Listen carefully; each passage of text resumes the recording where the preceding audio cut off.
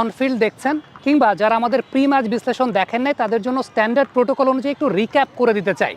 আজকে সকালে আমাদের প্রি ম্যাচ বিশ্লেষণ ছিল নাহিদ রানা হতে যাচ্ছেন এই ম্যাচের এক্স ফ্যাক্টর মিড ওভার্সের জায়গাটাতে, সেটা নিয়ে আমরা একটা বিশ্লেষণ করেছিলাম। এই ভিডিওটা করার আগ পর্যন্ত নাহিদ রানা অলরেডি কিন্তু পাঁচটা উইকেট পেয়ে গেছেন। আরেকটা অ্যানালাইসিস আমরা করেছিলাম গত রাতে, সেটার বিষয়বস্তু ছিল পাকিস্তানি ব্যাটারদের দুর্বলতার জায়গা। এই ভিডিওটা এখন খেলা শেষ হওয়ার আগেই করছি, তার পেছনে সবচেয়ে বড় কারণটা হচ্ছে বর্তমানের ক্রিকেট কতটা ডেটা নির্ভর সেই ব্যাপারটা আপনাদেরকে একটু রিয়েলাইজ করানোর জন্য।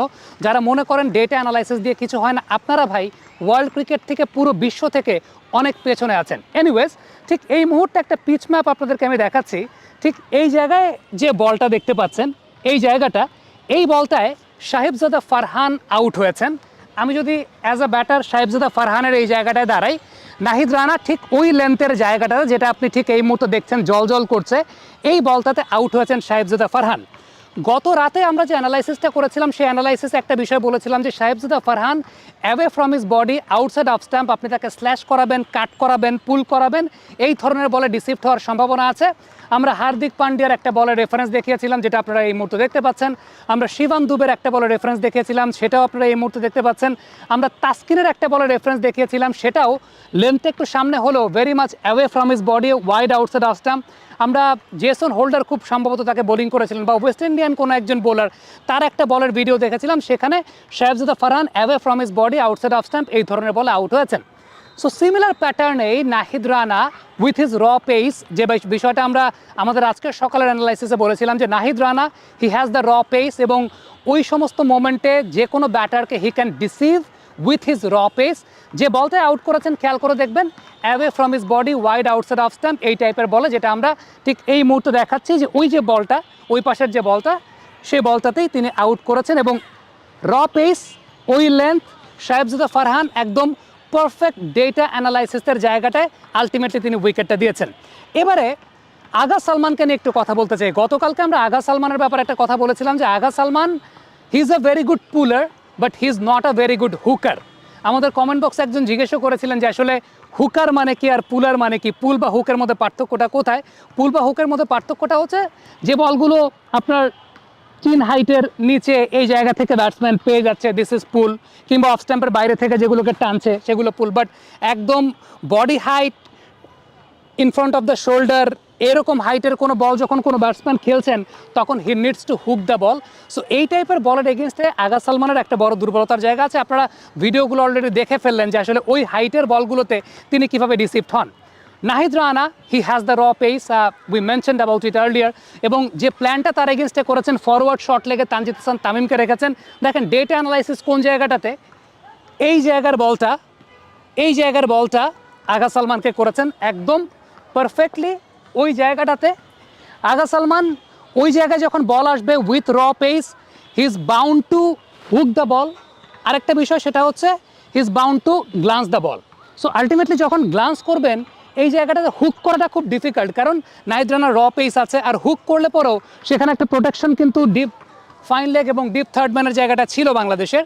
সো তানজিদ তামিম স্কোয়ার লেগে ছিলেন, ফরওয়ার্ড শর্ট লেগ যেটাকে আমরা বলি, সেই জায়গাটাই আগা সালমান ক্যাচটা দিয়েছেন এবং তিনি পুরোপুরি ডিসিভড হয়েছেন। এবং দেখেন পুরোপুরি কতটা ডেটা নির্ভরভাবে আসলে আউট করেছেন, কতটা ডেটা নির্ভরভাবে তিনি বোলিং করেছেন, অ্যালং উইথ তার যে পেসটা আছে, এক্সপ্রেস গতিটা আছে, যেটা মিড ওভার্সে একটা এক্স ফ্যাক্টর, সেটা আমরা আগেই বলেছিলাম, তেমনটাই হয়েছে। মাস সাদাকাত, ওই যে ওই পাশের যে বলটা দেখছেন, যেটা around the wicket Nahid Rana এসেছেন, ওই পাশের বলটা অ্যাওয়ে ফ্রম হিজ বডি, ভেতরের দিকে ঢুকানো। আমরা গতকালকে আমাদের অ্যানালাইসিস আপনাদেরকে দেখিয়েছিলাম যে Maaz Sadaqat his strong zone is you provide him to cut the ball or to pull the ball or to hook the ball, এবং তার স্ট্রেংথের জায়গাটাই কিন্তু দিন শেষে তার উইকনেসের জায়গায় গিয়ে দাঁড়ায়। এবং বারংবার তাকে আমরা এমার্জিং এশিয়া কাপ বলি কিংবা পাকিস্তানের অন্যান্য ডোমেস্টিক টুর্নামেন্টগুলোতে দেখেছি যে এই টাইপের বলগুলোতে তিনি পুল বা হুক করতে গিয়ে কিন্তু উইকেটটা দিয়ে আসেন। এবং গতকালকে আমরা যেটা বলেছিলাম যে Nahid Rana is there in the middle, it's always very much possible for him to deceive the batter with his raw pace, এবং ওই ধরনের জায়গা থেকে যখন র পেসে বোলিং করবেন it's definitely difficult for the batter to execute his shots. আরেকটা বিষয় সেটা হচ্ছে আমরা রিজওয়ানকে নিয়ে কথা বলছিলাম যে রিজওয়ানের ক্ষেত্রে আমরা যে বিষয়টা দেখেছি, এরকম জায়গার যে বলগুলো উইথ র পেস, একদম এরকম জায়গার বলগুলো উইথ র পেস। এই মুহূর্তে ভিডিওগুলো আমি আপনাদেরকে একটু প্লে করে দেখাই, যেটা আমরা আগে দেখিয়েছিলাম যে বল ভেতরের দিকে আসছে, ওইরকম একটা করিডোর অফ আনসার্টেনিটি থেকে 4 নাম্বার বা 5 নাম্বার স্টাম্প থেকে ভেতরের দিকে আসা যে বলগুলো আছে ওইগুলোর এগেনস্টে মোহাম্মদ রিজওয়ান ডিসিভড হয়েছেন, এবং সেক্ষেত্রে র পেসটা খুব গুরুত্বপূর্ণ। নাহিদ রানা রিজওয়ানকে যে কাজটা করেছেন ইনিশিয়ালি যদি আপনি খেয়াল করে দেখেন, ওই জায়গা থেকে কিন্তু বল বারবার ভেতরের দিকে ঢুকাচ্ছিলেন, ডিফেন্ড করছিলেন, আনকমফোর্টেবলি খেলছিলেন, কমফোর্টেবল হতে পারছিলেন না। একটা বল হঠাৎ করে ছোট্ট একটা অ্যাওয়ে সুইং আছে, ওই বলটাতেই তিনি আলটিমেটলি উইকেটটা দিয়েছেন। So it's all about the execution of Nahid Rana and it's all about the planning of Bangladesh team with Nahid Rana. আমার কাছে ব্যক্তিগতভাবে যেটা মনে হয় যে যারা এই বিষয়টা বলেন যে ডেটা অ্যানালাইসিস দিয়ে কিছু হয় না, ক্রিকেট মাঠে খেলা আর অ্যানালাইসিস করা দ্যাটস ডিফারেন্ট কাপ অফ টি, বিষয়টার সাথে কখনো কোনো মিল নাই, অনেকে বলেন, আপনারা ওয়ার্ল্ড ক্রিকেট না শুধুমাত্র, আপনারা সত্যিকারের অর্থে বিশ্ব থেকে অনেক দূরে আছেন, এবং এটাই আমাদের দেশের মানুষের আসলে সত্যি কথা বলতে বা আমাদের দেশের অ্যাজ এ নেশন পিছিয়ে থাকার পেছনে অন্যতম বড় একটা কারণ, যে আমরা পৃথিবীতে কী ঘটছে সেসব ব্যাপারে আমাদের আসলে কোনো ধারণা নাই, আমরা জানতেও চাই না, যারা জানে তাদেরকে আমরা অ্যাপ্রিসিয়েটও করতে চাই না। This is the harsh reality of Bangladesh, যেটা আমার কাছে একদম ব্যক্তিগতভাবে মনে হয়। কারণ modern day cricket, modern day sports, it's all about data, এবং it runs alongside with datas. এটা সবচেয়ে গুরুত্বপূর্ণ বিষয় মডার্ন ডে স্পোর্টসের।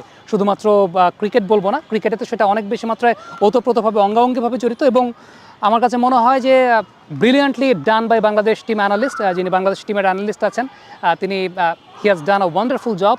এবং বোলারদেরও প্রশংসাটাও করতে হবে যে they have executed that properly. They have বলবো না, Nahid Rana has executed that properly. সেটা সবচেয়ে ইম্পর্টেন্ট ব্যাপার যে নাহিদ রানার এক্সিকিউশনটা ওয়াজ প্রপার, এবং তিনি ওই র পেসটার মাধ্যমে তিনি সেই কাজটাই করেছেন। Now it's our responsibility to take care of him.